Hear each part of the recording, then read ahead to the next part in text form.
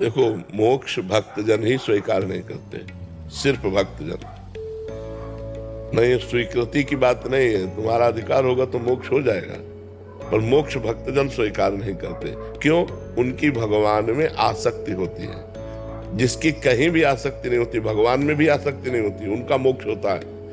भक्तों की भगवान में आसक्ति होती है। जैसे भरत जी की राम जी के चरणों में आसक्ति है, तो तीर्थराज प्रयाग से कह रहे, 4 पदार्थ भरा भंडारू, अर्थ धर्म काम मोक्ष, ये चारों पदार्थ आपके भंडार में भरे, आप राजा हैं, तीर्थ राजा हैं, और मैं आपसे मांग रहा हूं।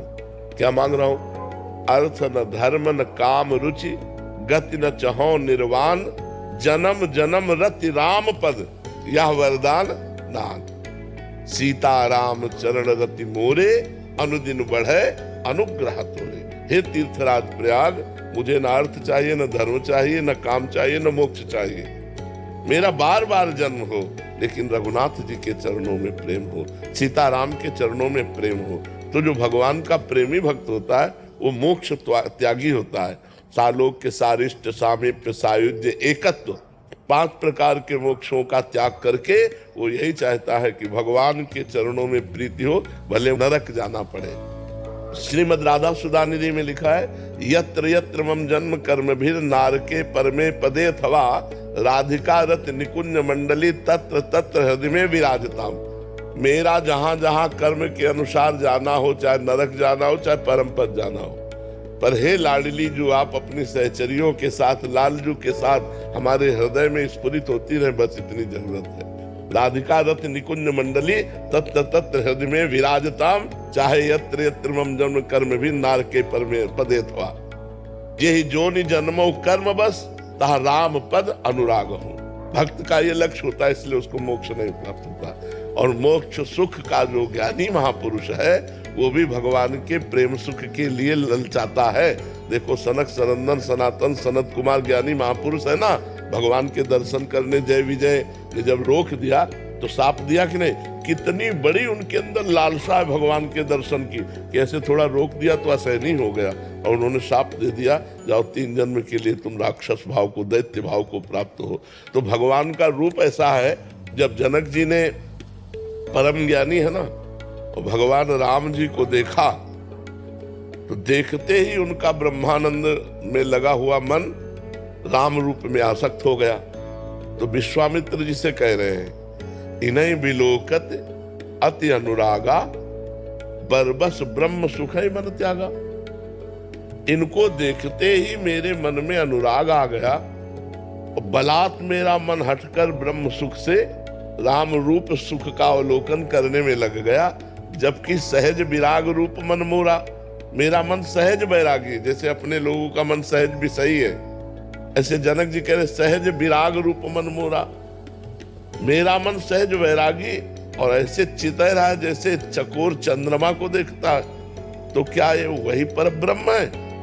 तो विश्वामित्र जी इशारे से कहते हैं, आपने ठीक जाना। तो राम जी मुस्कुरा देते हैं कि हमारा रहस्य मत खोलिए। तो बोले, ये हमारी यज्ञ रक्षा के लिए चक्रवर्ती सम्राट अवधपति महाराज दशरथ के पुत्र ये राम है, ये लक्ष्मण है। तो ब्रह्म सुख से भी सर्वश्रेष्ठ सुख भगवान का प्रेम सुख है। इसीलिए प्रेमी जनों ने मोक्ष का परित्याग किया। न मोक्षास्याकांक्षा भव विभव वांछा पिचद में, न मुझे मोक्ष की आकांक्षा है और न इस संसार के भोगों की आकांक्षा है, वो भक्त होता है। महाराज जी, इसमें एक प्रश्न था, मतलब इस साधक की तरह से पूछ रहा हूँ महाराज जी। महाराज जी, जैसे गुरुजन जब शरीर से चले जाते हैं महाराज जी, जैसे हरिवंश महाप्रभु जी हैं महाराज जी, हम उनसे प्रार्थना कर रहे हैं, तो वो उसी रूप में हमें, और अगर हम इस दृष्टिकोण से देखें तो महाराज जी वो तो पूरा उनमें मिल गए हैं और वहां चले गए हैं, तो अनुभव कौन कराता है? भगवान। जैसे हम उड़िया बाबा के दर्शन करना चाहें तो हमारे भगवान उड़िया बाबा का रूप रख करके आएंगे और वैसे ही वार्ता करेंगे, वैसे ही दर्शन देंगे। पूरा अनुभव वैसा ही होगा? पूरा अनुभव, क्योंकि पहले भी उड़िया बाबा भगवान ही थे, अब वो भगवान में लीन हो गए तो भगवान ही वही रूप धारण करेंगे। सब जीव भगवत स्वरूप है, हर जीव भगवत स्वरूप है, वो अपने स्वरूप को भूलकर स्त्री पुरुष माने हुए हैं। तो जब हम किसी भी रूप की आकांक्षा करते हैं, किसी भी रूप की आकांक्षा करें, जाकी रही भावना जैसी प्रभु मूरति देखी वृत्ति नहीं तैसी, हम जैसी भावना करेंगे भगवान वही रूप रख कर हमें साक्षात्कार करा देंगे। तो ऐसा है कि महात्मा अगर उन्होंने देह भी छोड़ दिया तो भी उनका कार्य वैसे ही जैसे पहले देहधारी थे, जो कार्य वो करते थे वही चालू रहता है क्या बाद? हाँ, भगवान के निज धाम में जाकर के उनको सेवा मिलती है। जिस भाव की सेवा करते हैं, जैसे मान लो दास्य भाव में रहे तो दास्य भाव की सेवा मिलेगी, सख्य भाव रहे तो सख्य भाव की सेवा मिलेगी, वात्सल्य भाव में रहे तो वात्सल्य भाव की सेवा मिलेगी, सहचरी भाव, गोपी भाव, जिस भाव की उनके अंदर प्रधानता रही है वही भाव में उनको वहां जाकर के सेवा मिलेगी। और जिस धाम के इष्ट के आसक्ति में रहे उसी धाम में जाएंगे। जैसे राम रूप में आसक्ति तो साकेत धाम जाएंगे, भगवान श्री गोपी वल्लभ के रूप में आ सकते हैं तो गोलोक धाम जाएंगे, राधा वल्लभ के रूप में आ सकते हैं तो निकुंज धाम जाएंगे, शिव रूप में आ सकते हैं तो कैलाश धाम जाएंगे। ये सब भगवान के दिव्य धामों में जाकर अपने अपने आराध्य देव को जिस भाव से लाल लड़ाते थे वही सेवा उनको मिल जाती है। पर वो शरीर चिदानंद में होता है, वो मरने जीने वाला, खाने पीने वाला, सोने जागने वाला, घटने बढ़ने वाला नहीं होता। अपरिवर्तनशील जैसे सच्चिदानंद भगवान का दे, ऐसे वो भाव दे में सच्चिदानंद दे से सच्चिदानंद भगवान की सच्चिदानंद में भावों के द्वारा सेवा करते हैं। करण जी बठिंडा पंजाब से। राधे राधे राधे महाराज जी। महाराज जी, जीवन का रहस्य क्या है? भगवत प्राप्ति। भगवत प्राप्ति का स्वरूप है हमारा स्त्री पुरुष भाव मिट जाए, देह भाव मिट जाए और हम जो हैं वो अनुभव हो जाए। आप कै साल के होंगे? 43 साल में 3 सेकंड भी अपने से मिले हो कभी? ईमानदारी से बताओ। यही भूल मिटानी है, यही जीवन का रहस्य है कि 43 साल से इस शरीर में रह रहे हो और 3 सेकंड के लिए भी कभी अपने से बात नहीं की, अपने से नहीं मिले, अपने स्वरूप की तरफ नहीं झांका। यही भूल मिटाने के लिए मनुष्य शरीर मिला है। तुम देह नहीं हो, तुम देहधारी नहीं हो, तुम अव्यक्त चैतन्य घन परमात्मा स्वरूप हो। लेकिन क्या है तुम्हें बोध है? नहीं बोध है, नहीं जानकारी। इसी जानकारी के लिए हमें मानव देह मिला है, इसी रहस्य के समझने के। या रहस्य रघुनाथ कर बेग न जाने कोई, और जो जाने रघुपति कृपा तो सपने मोह न हो। तो गुरु चरणों का आश्रय लेकर उनके द्वारा बताई हुई साधना जब की जाती है तो भ्रम मिट जाता है और जीव परमानंदमय हो जाता है। हमारा स्वरूप ही है भगवान, भगवत स्वरूप जीव है।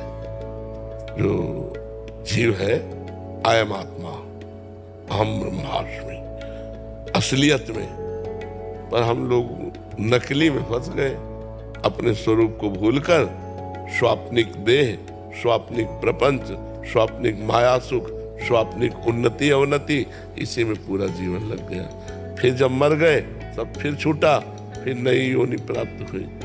तो मनुष्य योनि मिली है अपने स्वरूप का बोध प्राप्त करने के लिए, भगवत तत्व का ज्ञान प्राप्त करने के लिए, भगवत प्रेम प्राप्त करने के लिए। इसके लिए लग जाओ तो जीवन सार्थक हो जाए। साधन धाम मोक्ष कर द्वारा, पाए न जे परलोक संहारा, सो परत्र दुख पावई, सिर धुनि धुनि पछताए, काल ही कर्म ही ईश्वर ही मिथ्या दोष लगाए। ये मनुष्य शरीर मिला साधना करने के लिए। अब कलिकाल में देखो कैसी बुद्धि भ्रष्ट होती जा रही है कि नए नए बच्चे ब्रह्मचर्य का ज्ञान ही नहीं है।